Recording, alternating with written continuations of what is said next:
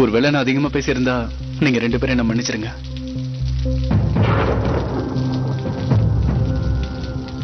தொலைஞ்சு போன ஒரு உறவை தேடிதான் நானும் பொறுப்பு இருந்தேன். மழை வந்துருச்சுங்கிறதால தான் நான் இங்க நின்னேன். அப்பதான் நீங்க பேசுனது எனக்கு கேட்டுச்சு. நீங்க இந்த உலகத்துல தனியா கைவிடப்பட்டிருக்கீங்கன்னு எனக்கு நல்லா புரியுது. எல்லா உறவுகளையும் துறந்துட்டு வந்திருக்கீங்கன்னு தெரியுது. உறவுகள்ல யாரோ ஒருத்தரால நீங்க ரொம்ப வேதனைப்பட்டிருக்கீங்க. நீங்க தப்பா நினைக்கலன்னா நான் ஒண்ணு சொல்றேன். இந்த உலகத்துல நடக்கிற ஒவ்வொரு விஷயத்துக்கும் ஏதோ ஒரு காரணம் இருக்கு. இந்த குழந்தைக்கு உங்களோட அரவணைப்பு கிடைக்கணும்னு கடவுள் நிச்சயம் செஞ்சிருக்காரு.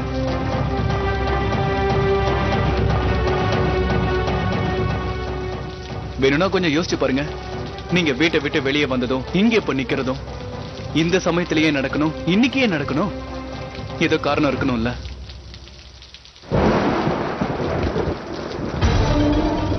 ஒருவேளை இந்த குழந்தைய பெத்த அந்த அம்மா அன்பை இது கிட்ட காட்ட முடியாத நிலைமையில இருக்கலாம்.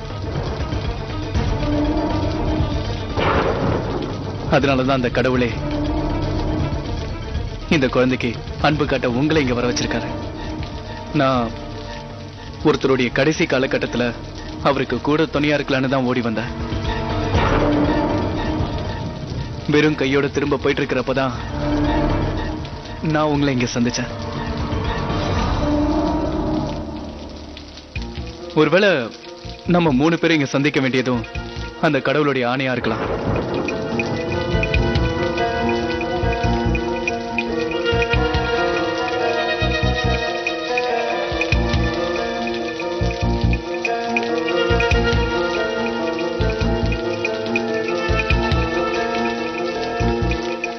நீங்க என்ன யோசனை பண்றீங்க? நம்பவே முடியல. முதல்ல நானும் இதை நம்பல. அப்பதான் கடவுள் தான் நம்ம 3 பேரையும் இங்க நிக்க வச்சிருக்காருன்னு தெரிஞ்சது. நீங்க என்னென்னமோ சொல்றீங்க. வேணா எதுக்கு முன்ன பின்ன தெரியாதவங்க கிட்ட பேசணும். மன்னிச்சிருங்க. என்ன வா சிந்து, வா. ஒரு நிமிஷம். நீங்க கிளம்புறதா இருந்தா நான் உங்களை தடுக்கிறதா இல்ல. அதுக்கு எனக்கு என்ன அதிகாரம் இருக்கு. ஆனா ஒரு சின்ன வேண்டுகோள். ஒரு 2 நிமிஷம் நான் சொல்ல போற விஷயத்தை கேட்டீங்கன்னா இறக்க போற ஜீவனோட கடைசி ஆசை, கடைசி கோரிக்கை நிறைவேறிடும்.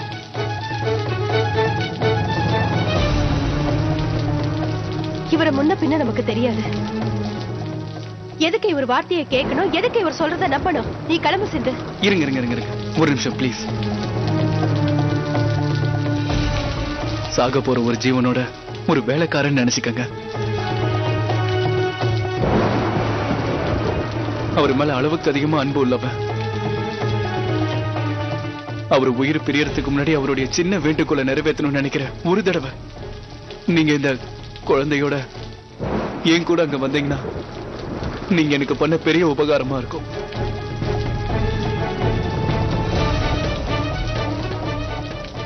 என்ன உபகாரம்?